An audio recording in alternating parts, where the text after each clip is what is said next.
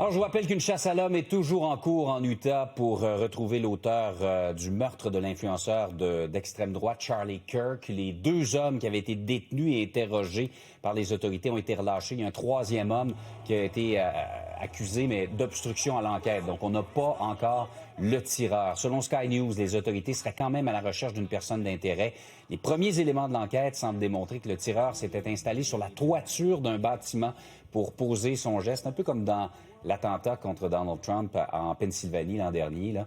Il était vêtu de vêtements sombres. Charlie Kirk a été assassiné hier après-midi durant une conférence publique sur le campus de l'Université de la Vallée de l'Utah. D'ailleurs, il y a une pétition qui avait été organisée pour s'opposer au passage de cet influenceur d'extrême droite sur les lieux. Et qui était vraiment Charlie Kirk? Peut-être que c'est un nom qui vous disait pas grand-chose avant les événements d'hier.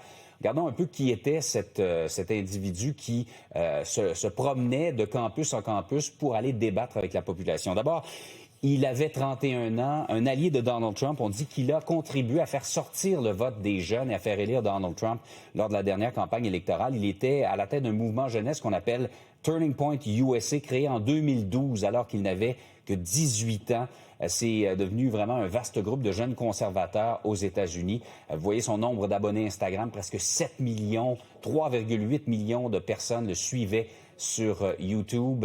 Et les débats sur les campus, le podcast, le militantisme conservateur était un peu ce qui le faisait. Il était dans une tournée d'une quinzaine de lieux à travers les États-Unis.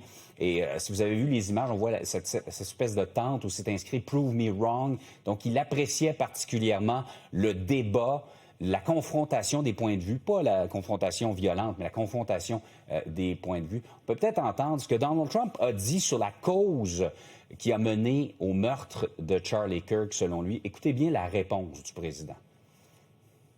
It's a long past time for all Americans and the media to confront the fact that violence and murder are the tragic consequence of demonizing those with whom you disagree day after day, year after year, in the most hateful and despicable way possible.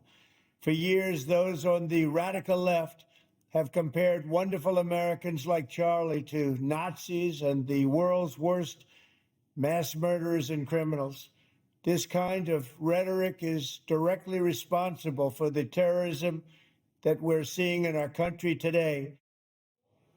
Je sais pas si vous avez remarqué, mais démoniser les gens qui ne partagent pas son point de vue, dit par Donald Trump, de qui c'est généralement l'habitude de démoniser ses adversaires. Toujours est-il que ça s'inscrit malheureusement dans une longue lignée d'assassinats et de violences politiques aux États-Unis.